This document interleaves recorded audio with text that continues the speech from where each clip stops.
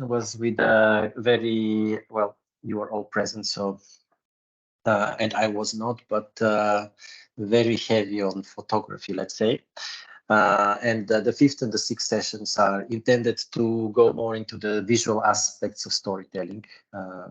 Not revealing a big secret here, obviously, but yeah. So today we stay on the topic of storytelling, visuals, visual representations, symbols, etc. And that is why we have with us Ola, who is going to speak for the next hour, and we have two work sessions at the end of the month to wrap it all up. And she's, well, she'll introduce herself, but Ola is a photographer, an artist, does many things, and is also teaching in the Royal Academy of Arts in The Hague in the Netherlands, and also here at Rietveld in Amsterdam.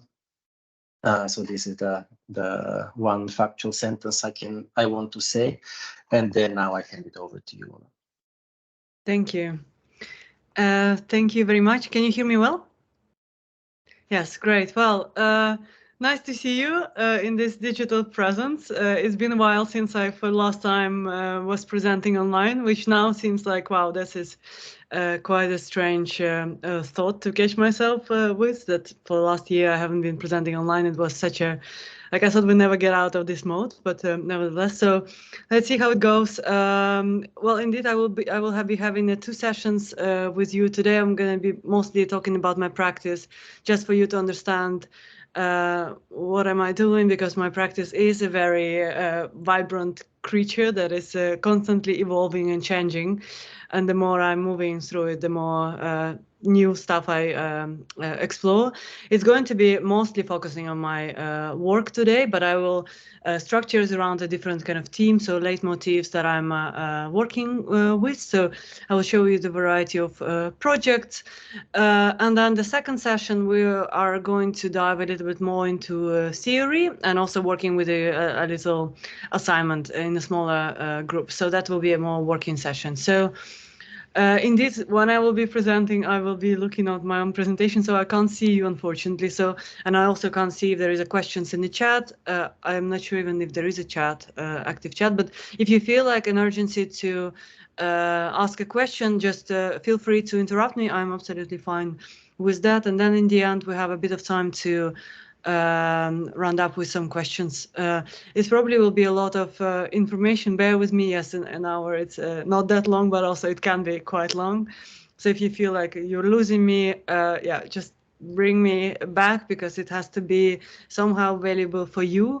I thought, well, I took an approach of just giving you a bits of all the different things that I'm doing, and maybe something will catch your attention and maybe create some urgency or more or new curiosity towards the visual arts, visual forms, photography in particular, but in general, an image, because I'm as a maker, as image maker, I'm not necessarily grounded in my practice in photography. I studied photography, but I'm doing performance video, cooking, building experiences. So there is a lot of different things, but I do look at them through a prism of what does it mean to be a photographic? What is photography?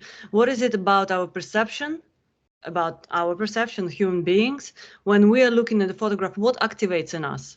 Because it's a very interesting, so this is my ongoing research question. When I'm engaging with performance, or when I'm engaging with building an experience, I'm talking to this way of perceiving the world through a photographic kind of mindset. And I don't know what that is. That's my ongoing research question. I think that will be continuing, because now I'm also trying to investigate it a little more in depth. What does it mean to be photographic? Yes. And so I do try to find, okay, what is that photographic? What is it so special about the image that creates a different kind of different way of looking at the world, which is very valuable? Because I mean, if we look at the contemporary trends in visual culture, AI being one of them, which is rapidly growing, and it's like every week there is a new leap of technology coming out, and synthetic, it's so-called synthetic culture or synthetic experience, a synthetic visual material, meaning that it's being generated. Yeah, it's growing exponentially, which is super interesting. So I'm in my own practice also going back to visual, like really pure visual methodologies, because I think understanding and connecting with the world of photography and understanding of an image becomes crucial in the time we live in, because it's not going to go away. It's only going to be bigger, and it's something that for you also, as somebody who's engaging with the audiences and creating experience and trying to understand how people see the world and how they understand the information, it's very important that we develop this sensitivity towards what is it. What does it mean to look at the image? What does it activate? What kind of space it can open up? So this is my underlying interest. All right, let's shift to the presentation. So if you have something to ask, you interrupt me. If you lose me, yeah, maybe so be it. Maybe you feel the urgency to bring me back. Also take the urgency to do that. And we'll have a session with the questions by the end of my presentation. Make notes if you think like, wow, this is something interesting. I really would like to investigate further or ask me further. Just make a note and then we will talk about it. All right. Okay, so I will share my screen. Sip a glass of water. Okay. Can you see my screen? Can Yes. you see my presentation, right? Yeah. Great.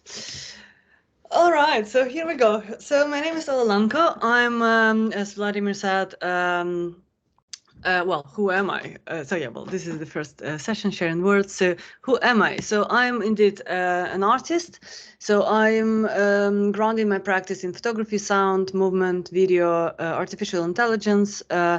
Also, but I'm investigating all of these mediums through this, trying to understand what does it mean to have a photographic sound, or what does it mean to have a photographic movement or video, or how to engage with artificial intelligence through a lens of what does it mean to have a photographic quality. And I think this is something that goes throughout my whole practice, just trying to understand on a broader perspective. So beyond the image, beyond the physical representation, what does it mean? What does photograph on image create for people to engage with? Because it's very different to watch a movie and to watch a photograph. So I'm interested in how can I better understand what does it mean to look at the image, and how can I work with that space that image facilitates for the audience.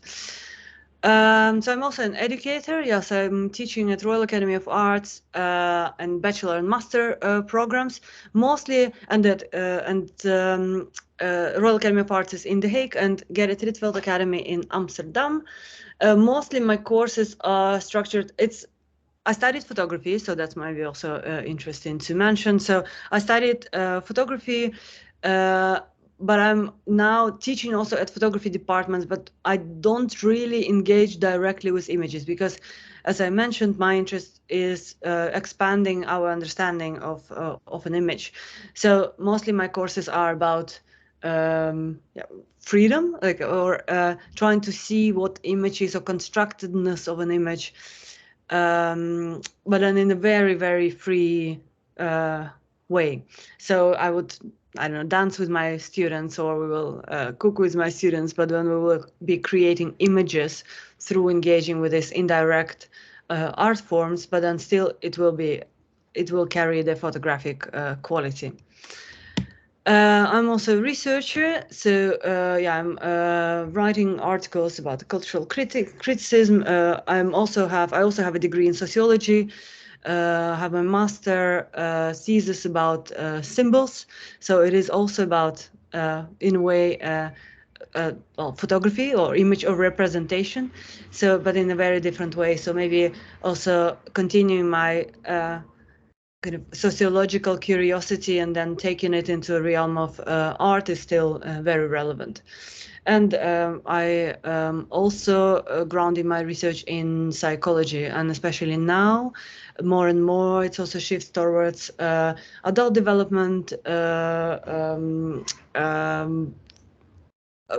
working with emotions, understanding feelings, trying to work with visual literacy, but also emotional literacy through engaging with images. But I will I will talk about it more extensively later in my presentation. So I'm also experienced designer, and I do it through gastronomy, olfactory. That's a science that has to do with smell design. I create workshops, installations. So I do like to create holistic experiences, meaning that I like to take into account every detail of the experience that audience can have, and then I create spaces where that can be experienced. I will also talk a little bit about this more in detail further in my presentation. I'm also a mentor. So I have my own mentoring practice where I am working with ideas of deconditioning, gaining freedom, personal growth, coaching. I'm working with the idea of unfolding, so meaning not self-improvement, but more unfolding yourself into something that is beautiful and already there rather than improving. So I have my own methodologies that I developed throughout the years based on the many different approaches that I was discovering, where art also plays an important role for me. Hi, Owa. Yes, yes. Sorry to interrupt you. I think we probably should be seeing a slide right now, but it's dark on my side, and I think probably same. Oh wait. Thank you for saying. Can you see me now? You can see me, but you can't see the slide presentation. But you have been you was seeing something. Just in the very beginning when you asked us, but then it went dark. Can you see now my presentation? No. Oh wait, thank you for saying. Yeah, it's indeed you're supposed to be seeing the presentation. Let me see. Can you see my screen now with presentation? No, we can't even see you. You can't even see me. At least I can. I can. I see you, but it's dark otherwise. Okay. Is this okay? Yes. Yeah. Okay. Yeah. So now you see the slides with all the list of words. Yeah. Yeah. Yeah. Okay. Well, okay, great. You can see it still.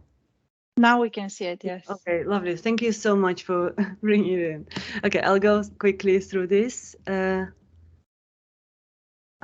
it's stuck.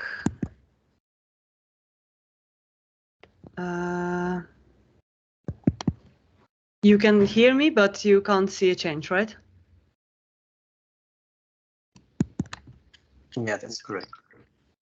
I think my presentation is stuck. Okay, let's try again. Yeah. Oh yeah, it's going. Yes, great. Yeah, so we've been here. So yeah, and I'm also a writer. I wrote a few books. At the moment, I'm finishing a book for children. I will also talk a little bit about it and further in the presentation. And it's about intelligence, emotional intelligence, and it's going to be published in August. So now I'm finishing my first draft, which is also an exciting process. So as you can see, I have quite a multifaceted practice where I basically, as I'm walking through my developing in my life, I'm kind of pulling out all these different ways to express, and it comes out as a different kind of works. So now I am going to go into my presentation and talk a little bit about the projects that I've made. And one of the themes that I'm playing with in my practice is perception. So I am interested in playing with perception because photography can be very deceiving. And I like that space that it introduces, because people mostly trust the image, but actually image is image is always a false thing. There is nothing as a truth mediating through the image. But we often think that, yeah, if it's in a photograph, we feel that it's credible, we can trust it. So I'm trying to demystify that a little bit through different ways. And I engage with this topic, or this feature that photography has in different ways. So for example, this is an installation that I built. It's called Romantic Act of Reasons, where when you enter the space, so this is basically what you would see when you enter the exhibition space. And then it looks like an image, but once you start to moving around, it starts to it starts to fall apart, because it all consists of different objects, where some of them are photographs, some of them are images, and I'm kind of creating this optical illusion. And it's also it's a large scale installation where I think it's something like 6 meters, no, I think 5 meters wide, 3 meters high, where all this variety of things is being collected. And I'm messing basically with your perception. And I think this messing with perception, it's also something that was earlier more important in my practice, where I did quite some projects where I was playing with this trick. But outside, and then you also can see, for example, on the left there is a little corner framed image in the black frame. That's basically an image of an image. So I'm playing with this effect of representation. So what does it mean to have a representation, and how does it how the experience changes when you look at representation and at a real object. So that was on more meta level what I was interested here, but the project was about the gray area between rationality and intuition. So yeah, romantic act of reason, where I would collect all the instances that have some kind of like a fringe or that are in between these two notions. So I was exploring the tension between rationality and intuition. And then each object was sending to a particular reference. So let's say ballet, for example, was one of the examples where rationality and emotion would overlap. And then in this book that you can see on the left, I collected all the references that were used in the work, and it resulted in a 4 parts book. It's about 2,500 pages book, basically unfolding the installation. So what you see in the work, in the object and image installation, it's the same that you see in the books, but then translated into different forms. Because I also like to play with these different translations. We'll also see it a little bit further. So how one thing can be many different things. And we will also, more in detail, we'll look at the symbols next time, where we will see how one thing can become many different things. And then the way we contextualize it, or the way we choose to engage with the object, can unfold this object to many different meanings. So just to give you an example, you basically can see that the installation and the books are the same thing, but then translated into a different medium. Another work that also plays with this idea of playing with perception, I made it for ING Bank. It's a huge installation. It's 17 meters high. That is in the headquarters of ING Bank, and it's basically a work. Yeah, well, you can see how I'm assembling it. It's a landscape that is made out of, I think it's something like 150 different images collected from different places that all together form a kind of a landscape or a river. A river and the landscape. So it's a very simple idea. I call it a three-dimensional image, three-dimensional collage, of different images that together form one image, which also talks about fragmented vision, fragmented perception, and our ability of the brain to connect pieces together. Because when we work with images, we also work with human perception. So how do we connect things when we look at the images? How we create stories in our minds? All of these things they play along when we confront the audience with an image. So I'm trying to kind of maybe well, demystify is maybe a wrong word, but educate or highlight certain ways our perception works, and by that kind of creating more understanding in people maybe of how images circulating in the world and how they engage with them. This is another example of a similar work. It's from the exhibition I made in Dutch Photo Museum. Also a very simple idea. There is a mountain made of many different photographs. I also worked here with the found footage, and idea here behind was also I was kind of tapping into this creatively collectively creating an image. Yeah, and if internet, because one way or another, I'm also interested in representation and digital representation. So internet, how internet is representing the world. So thinking here how we collectively create a new type of the world, but then in the world of the images.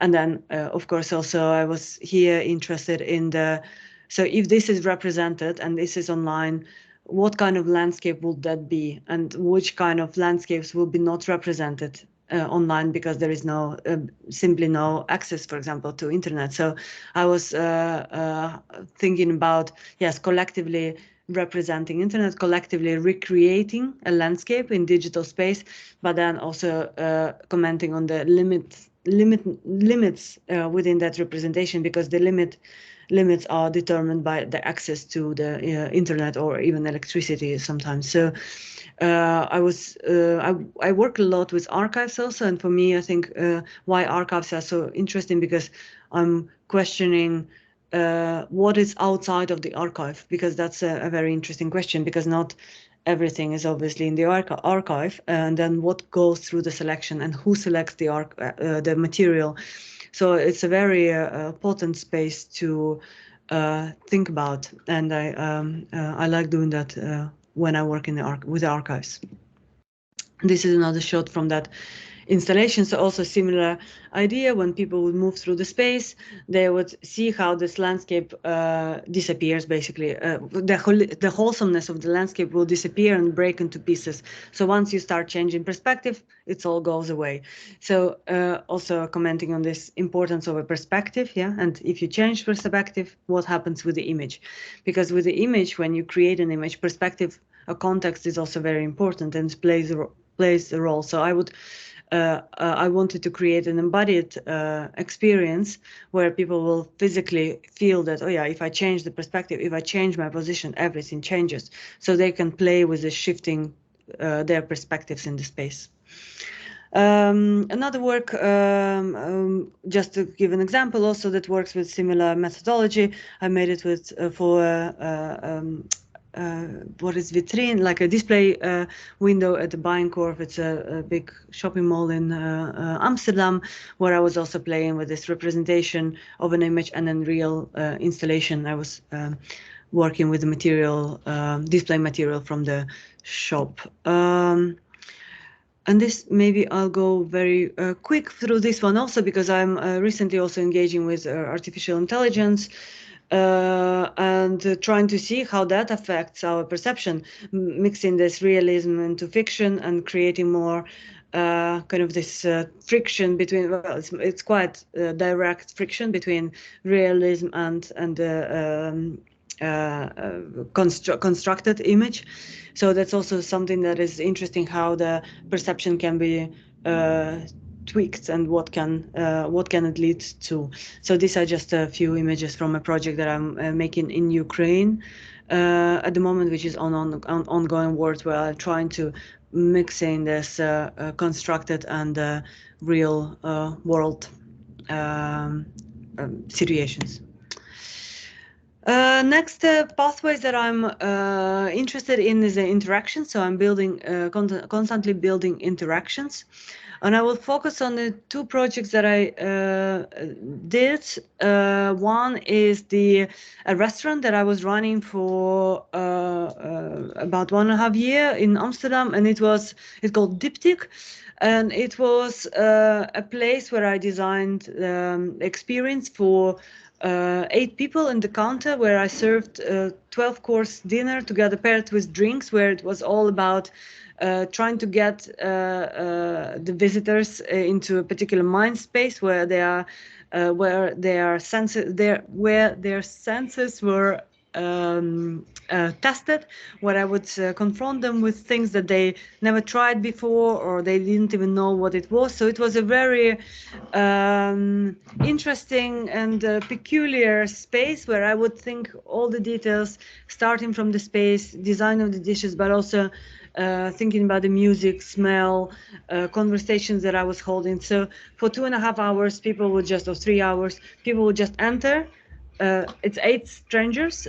People enter, close, the door closes, and then on the counter they would just experience something out of this world through food. And for me, food was a very interesting medium, because at that point I think I was also investigating trust. What does it mean to trust someone to create experience for you? Because food is a medium where it's a lot about trust, because you come somewhere, somebody gives you food, you don't know what that is. So it is all about trust. And especially when you don't recognize what you're eating, then it becomes a really, it asks a lot from people to give in, to surrender.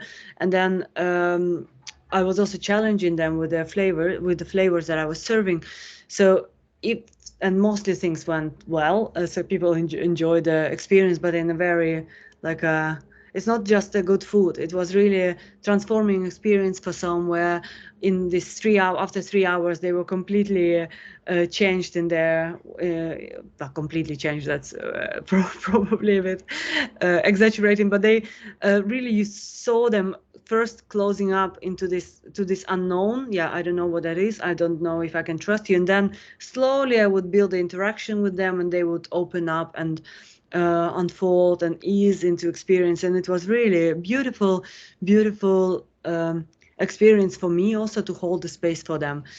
So yeah, here you would you can see the setup. So there was a counter where I would serve the dishes in front of the audience, and then people can would enjoy it. And it was a very it was a special place. I think why, mostly because every detail that was there was taken into account, and I was doing everything myself, which was also part of the experience. So from one human, I'm in front of these 8 people, from one human, a lot of things would come out, and people would just, they couldn't comprehend exactly what was, like, how is this all possible? Because I was preparing the dishes, I was making the drinks, I was cleaning the dishes. Sometimes I would be alone in the space also. So they were a bit like puzzled with this, like what is going on there? Like, how is this all possible? So a kind of expanding or creating this, maybe also, people often would come also for inspiration to find a different way to look at things. And I was, every week I would change the menu. Basically, I was cooking with what was available. I was also doing my own foraging, combining flavors. I was employing some knowledge, like I was looking into combinations of aromatic compounds. So for example, just to give you a bit more practical example, Parmesan and no, maybe this is more interesting, oyster and rose, a flower rose. You probably, as Bulgarians, feel now like, oh, that's rose, we know this.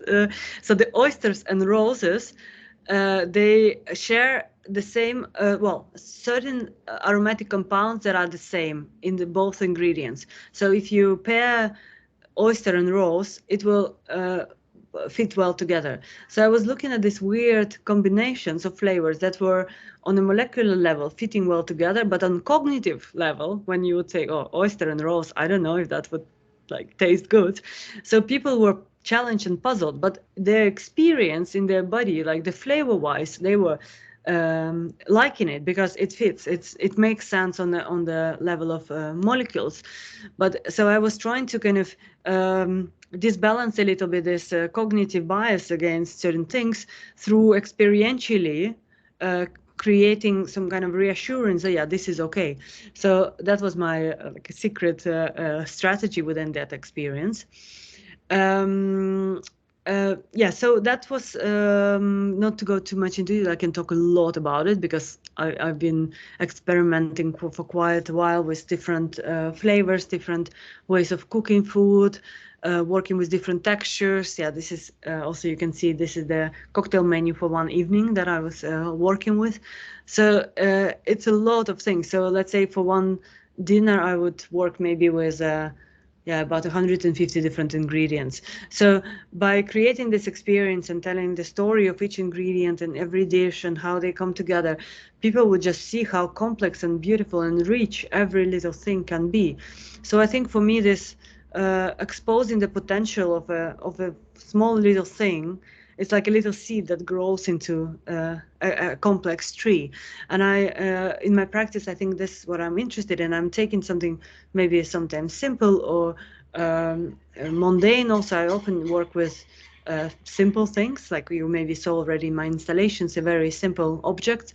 But then I kind of either nest it into complexity or unfolded its own complexity, and then allowing people to experience it. And bodily experience for me is also important, because I think because body and mind, they are having own pathways, and some, especially in certain contexts. I mean, you can be a very embodied creature where your mind and body are completely aligned, but mostly they are having a slightly different agendas. Our minds want something, but our bodies like not necessarily want that.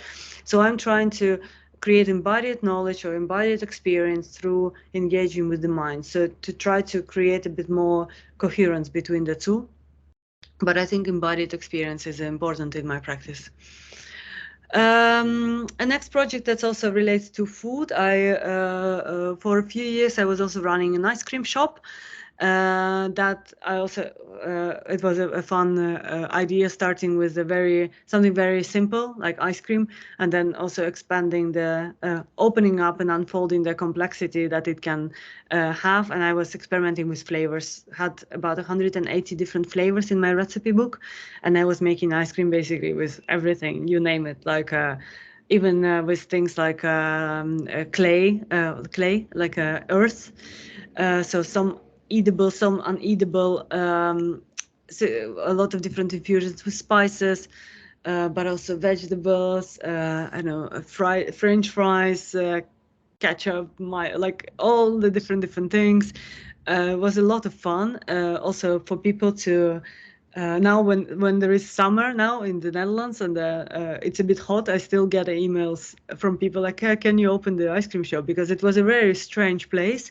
Only artists worked for me in the shop, and the flavors were also, yeah, really strange, like potato ice cream. And so I was playing with this, breaking expectations. And ice cream in general, I think it's a very safe medium, because everybody like ice cream, but what you put inside, that's something that can really make this difference. So people would come to the shop and they see, okay, the potato ice cream, they're like, wow, potato ice cream, I don't want to have it. And then they taste it, and then they're like, wow, this is actually great. So, and that's where the new cognitive connection starts to appear. That's what I'm interested in. So when you stop connecting, when people start to create new pathways to make connections in the world, and allow themselves to be changed, to see the potential for things to be different.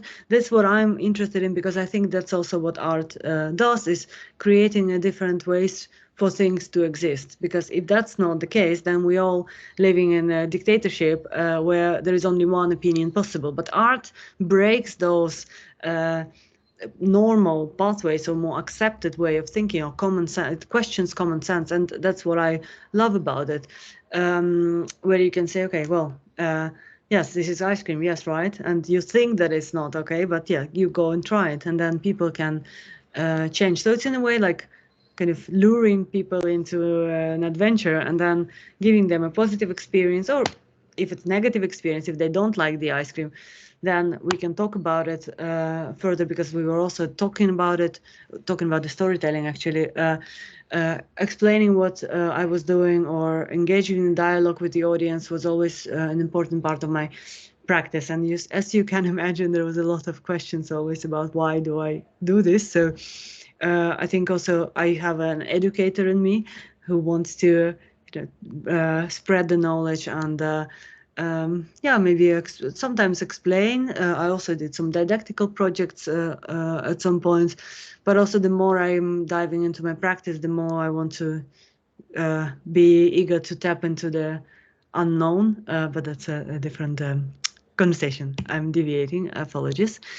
So the next pathway is, I call it reinventing narratives, and it's basically about, I'm interested in translations. So how different things can be, how different things can be shown in different ways through different mediums.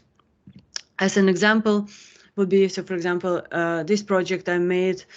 So, well, let me try to, it's a bit a complex story, but what I was doing, I was looking at ancient, yeah? Sorry, I want to interrupt you for a moment. Yeah, please.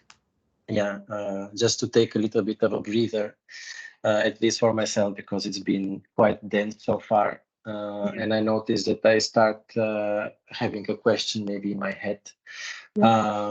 Yeah. So see my face? Yeah, I still see your screen and I see you. But do you want to see my face while I will be answering your question? Yeah, I see. I'm seeing you right now. Okay, great. Yeah. At least on my Teams. I don't know if somebody cannot see you. Yeah, I connect with the installations where you have to construct an image from images, and then obviously perspective changes everything. So I'm thinking in my research world, where we have to where I have to construct a story from images which are just pixels, and then a single pixel doesn't tell anyone anything. So it's up to me to put everything together. And then obviously as I put these pixels together, the story makes sense to me. And then sometimes I bring it to a client, and then I start taking the client through the pixels, imagining that I have a coherent image, that I'm showing a coherent image and a coherent story. But then the person on the other side doesn't see an image. They just see a complete mess, not even individual pixels. So my story completely falls apart.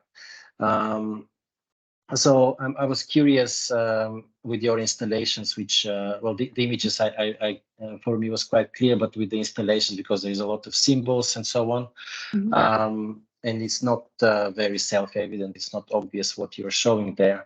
So with your interactions with people that you work with, or people that see engage with your works, what is your experience? How do you let's say, how do you deal with this lack of, we see completely different things, even if we're looking at the same pixels?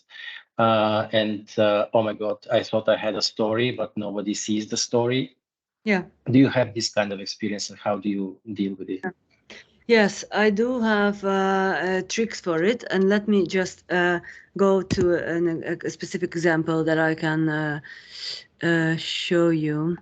So maybe I will just put it as a background and then answer your question. Thank you for the question. It's a great one, because indeed, as many people there are so many interpretations, and we don't really, well, we don't know what people are thinking, but we are all living in a shared realm of culture, and some things are more shared than others. Right. So if I I guess most of us encountered an apple, yeah, or most of us encountered a sunflower, but maybe less of us encountered for example, if I will look at the image, encountered Mikado sticks, yeah, because that requires a bit more knowledge, or situation where you would encounter. So different things have different shared, how do you say, different. There is a bigger, for some things, there is a bigger chance that we all encounter that. So if you build your narrative based on symbols that are more shared, that can create some kind of grounding for your audience to connect to, and then you can kind of put whatever something that is maybe less shared, because you want the audience to grow. You don't want just to give them an apple because everybody sold an apple.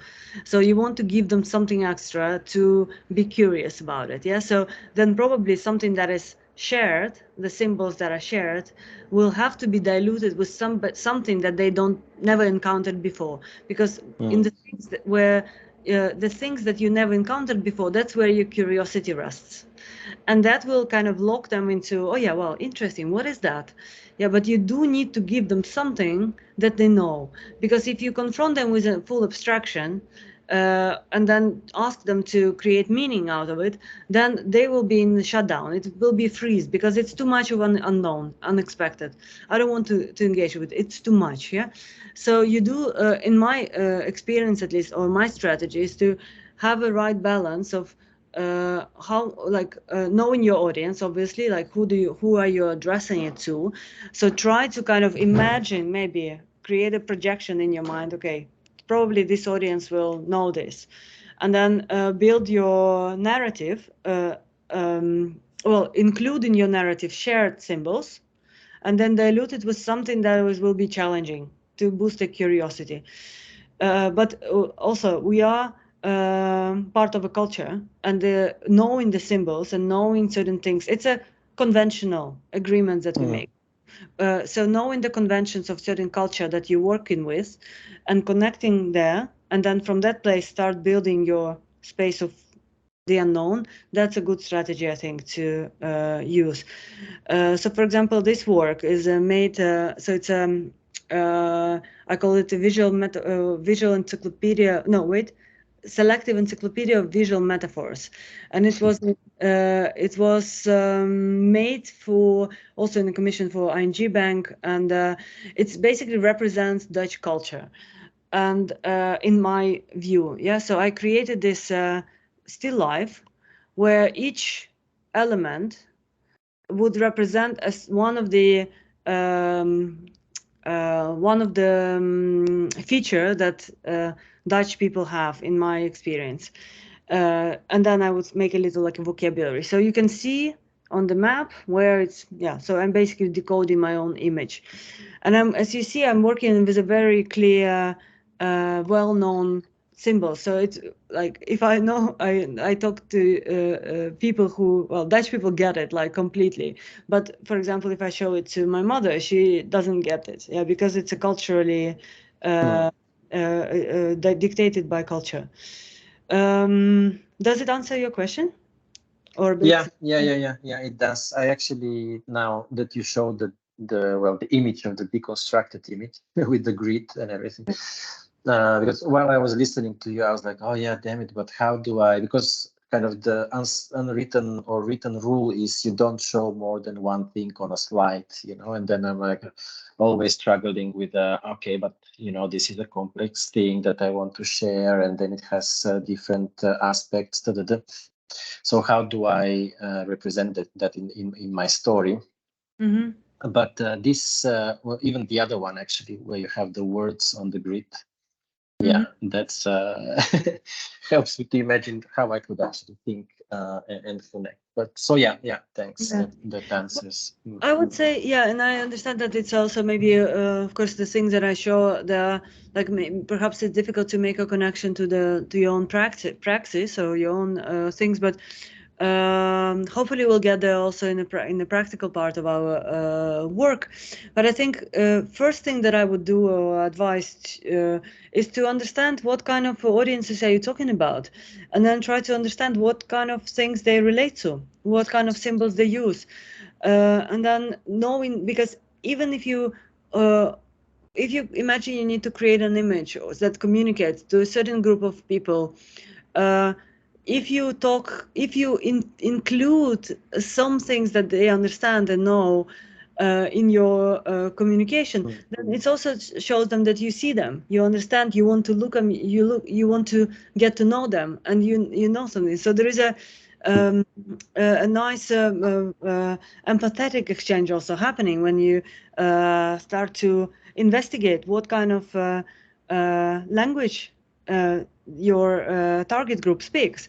But can I, sorry to yeah. interrupt you again, Yes. and I'm turning this into a dialogue, so apologies to everyone, but maybe you can give us example, because you mentioned ING a couple of times, and ING, I don't imagine they are very fluent in art, let's say.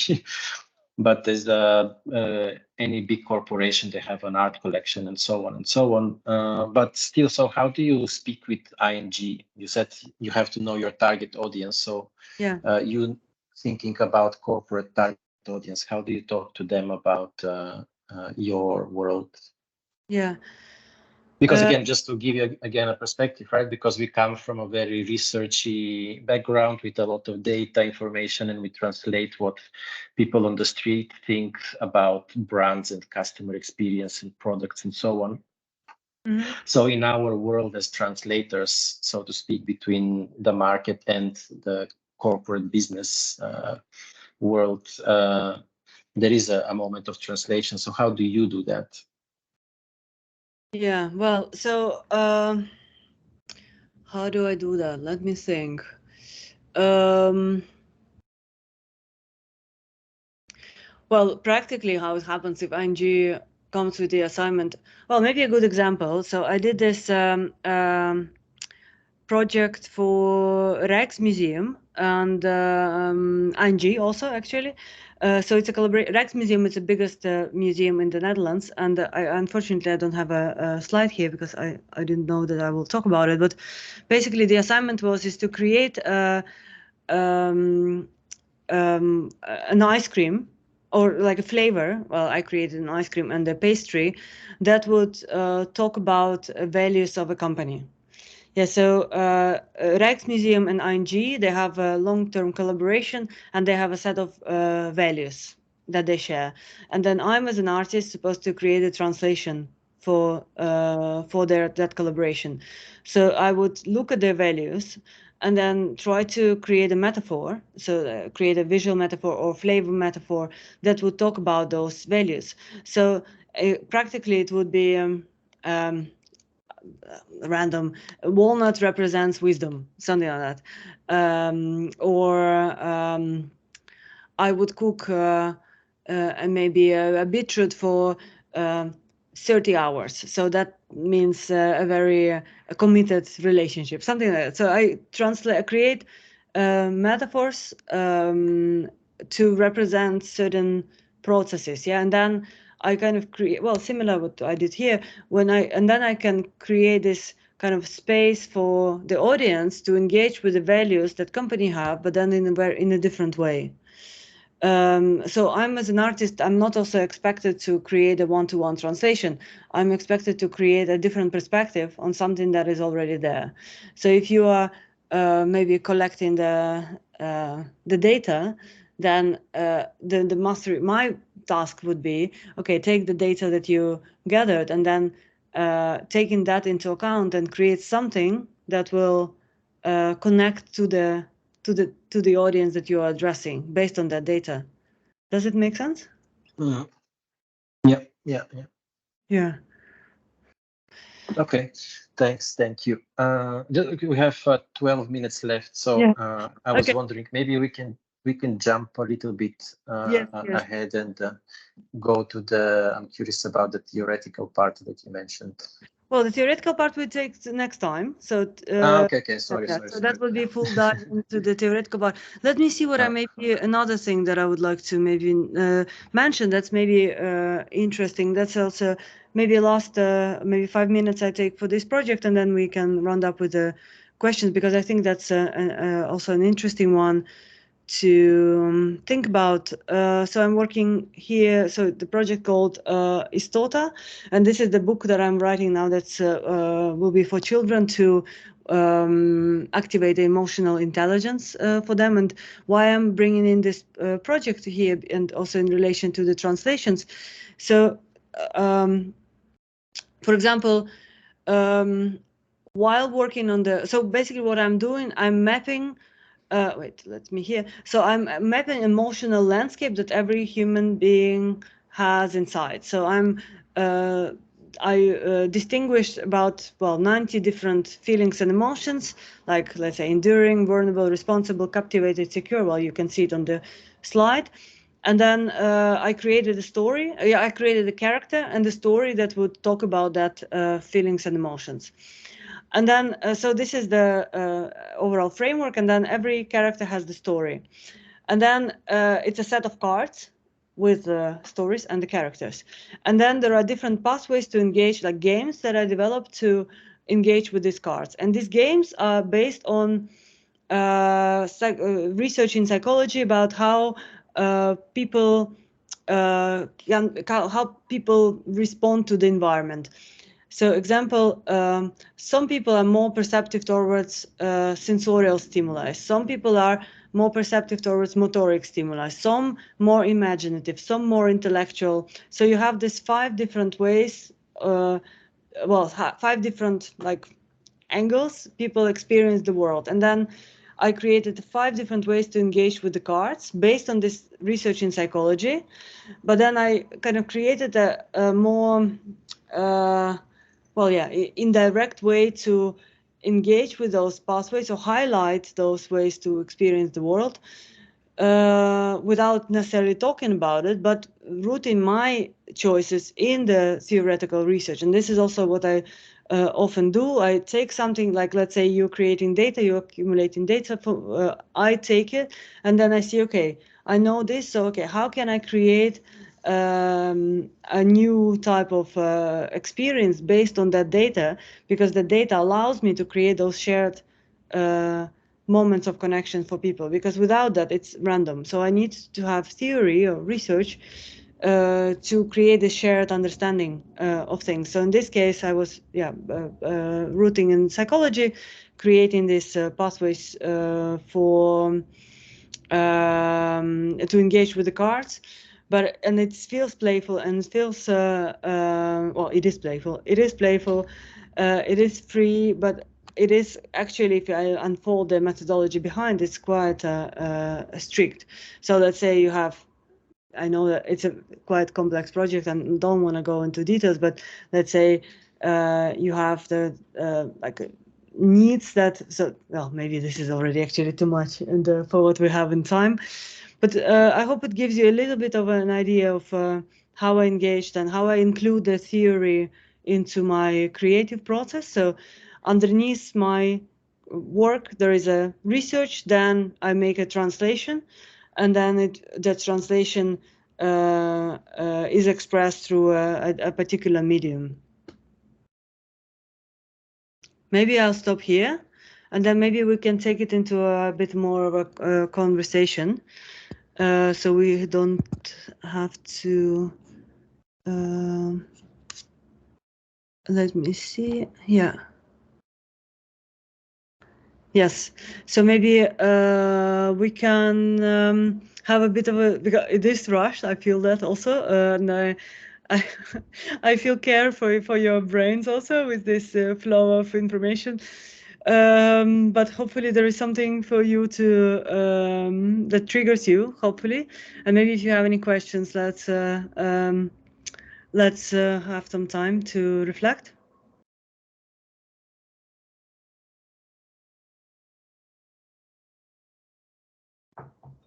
Maybe Vladimir, you have a question.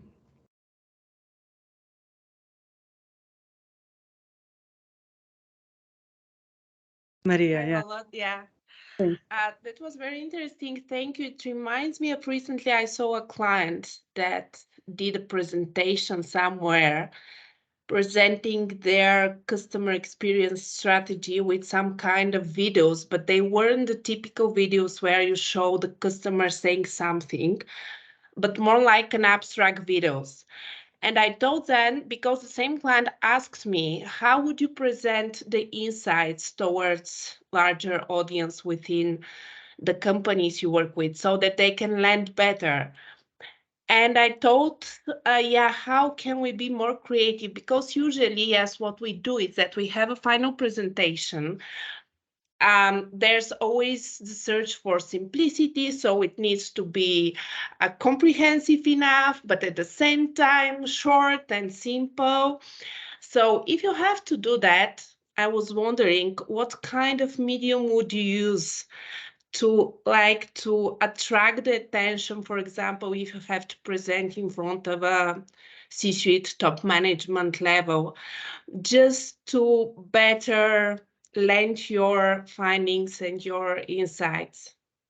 Yeah, that's a great question. It also depends on what do you want to do with that presentation in a way. Like, do you want to maybe continue having your yearly budget in the same way, or you want to have more money, or you want to introduce new product, or you want to, like, I would say usually what I would suggest when you're presenting your work, find like 5 keywords. Like, what do you want on the very like abstract level? Okay, I want them to just simply pay attention, or I want them to be excited, or I want them to think about their mother, or I want to, like, you really develop a very clear matrix points of attention. I want them to, for example, I want them to feel calm, grounded, trusting, focused, for example. Okay. Then you have these 4 words. Then what you can do, okay, if you want them to feel calm, probably you don't use sharp colors or sharp edges.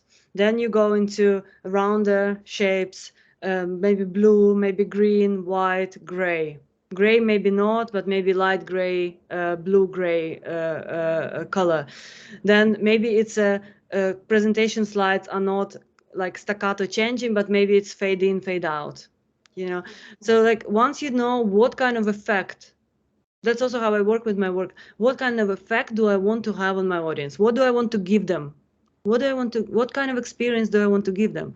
What kind of like bodily experience? And then you start thinking, okay, how can I translate it visually? And mostly, like if you really listen to your intuition, your body, you already know that. You don't really have to like, that if you put red on the slide, then it's like already creates some alertness. Yeah, you know that. If you, it's also, I think it's more creating the awareness that you can do these things. You can move attention of people who are receiving your presentation with visual means. It's just that usually we don't really think about it because we are on the content. Yeah. So in order to do that, you need to step out. Your content is already there. You have it. That's done. So then you take a step back and see, okay, what am I actually trying to do there on the level of experience? How do I want them to respond to that? Or what kind of feeling do I want to give them? And once you, usually, I think if you have like not too much, like 3-4 points of attention, you think, okay, I want them to feel energized. Yeah, you go, okay, energized. What is it? Bubbly, lemon, maybe citrus, something, I don't know, something that gives you energy. And mostly you know that. So listen to your intuition in that way, and also just don't be afraid to try those strategies, because we also very often just fall into the standard, and the standard is not really thinking about these things. Yeah, it just wants to. Absolutely. Yeah, I think that's the main barrier, because we have like corporate templates that we use. They're mainly in 2 colors. So we rarely go out of those templates. And then I'm speaking for me, I'm not brave enough to go in front of an audience and do something that's kind of, yeah, I'm not sure how would they react. And then we end up presenting boring stuff. Yeah. Well, you can also just try to do it like a small things, like a small steps. Or maybe there is a team of people who, well, you can just exchange with each other. Like, okay, let's try something new. Let's see, is that working? Just taking time for it, making time and paying attention to these things, because it is important how you present things, how they look. And the content, of course, content is important, but we overlook also this, the package in a way, and making time for it and wanting to do it differently. I think what already you noticing. I mean, of course, the people who receive the information, they also know. Yeah. So we all know that it's boring, or it can be more, but then taking time for it and create. And I think we are doing that in a way by now gathering all together to discuss these things and creating new way of awareness. That's where hopefully the intuition will can be boosted, and then you just take risk. But yeah, taking risks is a thing. Yeah, it's part of it. Yeah, thank you. But that was an amazing discussion. I just want to add to Maria's point. So aside from the visuals that we can use, you can also do the same thing, I think, on a more structural level. So if you don't want to go fast, you're going to have a little bit less content probably on the slides. And you can do the same thing with words. If you can also change your vocabulary to use the words that, suit them or that inspire them or all of that. But because Ola mentioned only mostly the visual part, but it also plays exactly the same way in everything else. And to Ola's point, what amazed me in the way you described it, because we oftentimes talk about what is our goal in this meeting and so on, and the language that you use, kind of the number of emotions that you mentioned was amazing, because I think we typically stop at we want to inspire them and make them feel confident in us, and these are basically the two emotions that we mention all the time. And I think it was super important that, yes, there are many more emotions that you can use. There are subtle differences, very nuances really in the emotions, but they can actually taint the presentation in one way or another. So it's also about the kind of the breadth of emotional vocabulary that we have, if you will. And I think that's super important. You kind of showed it without saying it, which was great. Yeah, you're very right, because why they say that, for example, emotional intelligence are so important, because it is about communication. The better you understand that you have many nuances in yourself, inside of you, you can better communicate about it. So you can be more precise and more seen, more acknowledged, whatever, and get your needs fulfilled better. But because we reduce ourselves to 5 emotions, the sad, the happy, the whatever, joyful, calm, then it's also not accurate enough. So if I'm communicating, I'm happy, what does it mean? Am I feeling blessed or joyful, or am I feeling inspired? Or so we're understanding nuances in things. And it's not just about emotions, of course, but everything has a nuance. Like if you have a presentation with the slides, it has a color, a shape, a rhythm, a language, your presence, your smiling, how you look, what is happening. Are you wearing white? Are you wearing black? So all of this in nuances that you can take into account.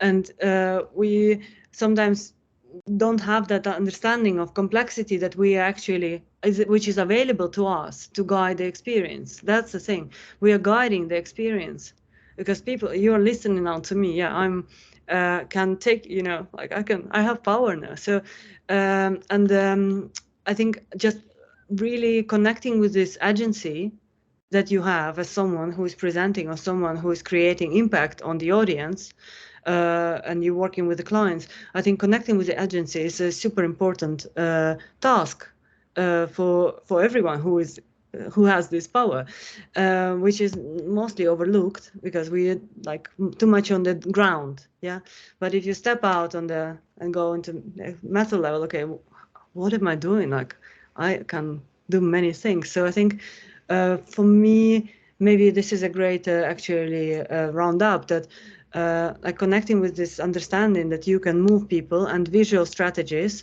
text, ornaments, tempo, rhythm, designing, creating, around your content is a big power that you have.